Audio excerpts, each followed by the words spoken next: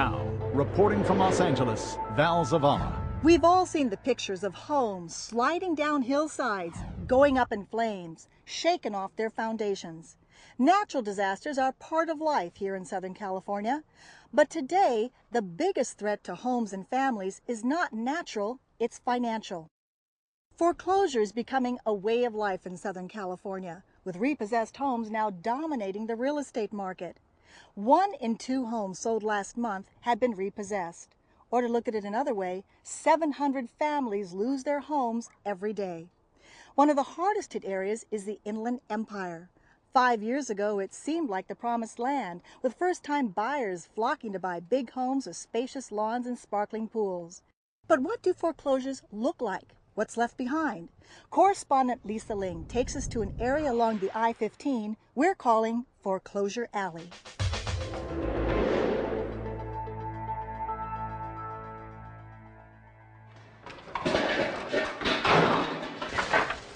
You could say that these guys are a home's most unwelcome group of guests because they're here to grab, throw, bag, haul, and generally destroy everything left behind by the owner of this foreclosed home. The mission is to fill this dumpster as quickly as possible so it can be taken to the landfill. That's right, the landfill. Nearly everything left in this house is going to the dump. Why would people leave a big TV like that? Well, I think that they didn't have the money to get a moving van. And so they took what they could, threw it in their car, and they're off. We don't even know where they would go, but maybe to relatives, to a hotel. John Ploker owns a business that contracts with banks and mortgage companies to do this dismantling, which he calls a trash out, a word he says he came up with because it so perfectly describes how homes are emptied. Is this house typical of a lot of the ones that you trash out? Yes, newer home, newer neighborhoods. Over the last 5 or 6 years, those are the people that participated in the subprime loans, and they're the ones that are really taking the beating. Even though he's done this now for several years, Ploker says he's still surprised by the personal things people leave behind. People always say that the first thing they'd take if there was some kind of disastrous photographs, but... No, we find pink slips to automobiles, we'd find birth certificates. Now, those types of things we keep, and we attempt to mail those. Computers, printers. Yeah, there's a computer, it's all intact. 2 computers in here. Yeah, 2 computers in there, table. Incredible, incredible. We found dozens of things, but one of the things we found just recently was an urn that somebody's remains, they had been cremated and they left their urn at the house.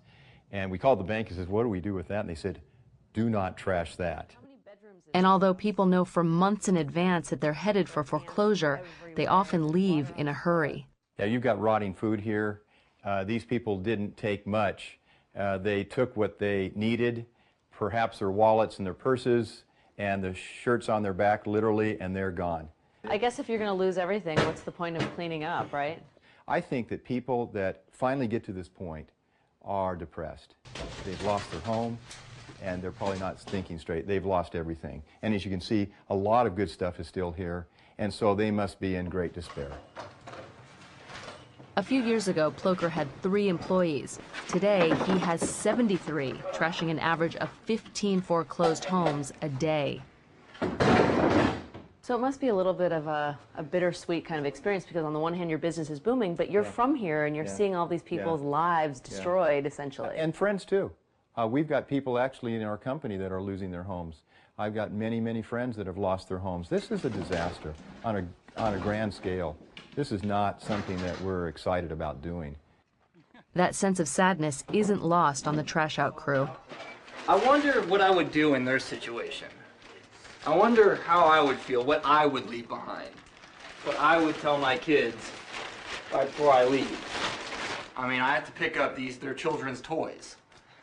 I mean, I pick up dolls, and I wonder if this was a little girl's best friend. I wonder what this was to somebody else, and now it's going into a dumpster. Everything that's left behind is left behind because they want to leave it here. There's no coercion.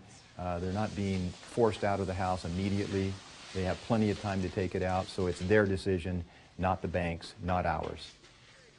Ploker says he's tried and tried to donate everything to charity because it makes ecological sense and would cut what he pays in landfill fees. $16.99. Now it's worthless. But his crews move at a blistering pace, and the logistics of hooking up with a charity truck has never worked out. Off to the dump. What happens is they don't show up when they say they're going to show up. They leave things because they don't think it's valuable, and then we have to come back and pick it up, or we get in trouble because we did not finish the job. Ploker says he's contractually prohibited from leaving anything on the curb. Every house has to be left ready to sell, so crew members are encouraged to keep anything they like, so long as they can carry it off the job that day. It's a very nice lamp. Want to take that? I don't know where to put it. Oh, let me take that.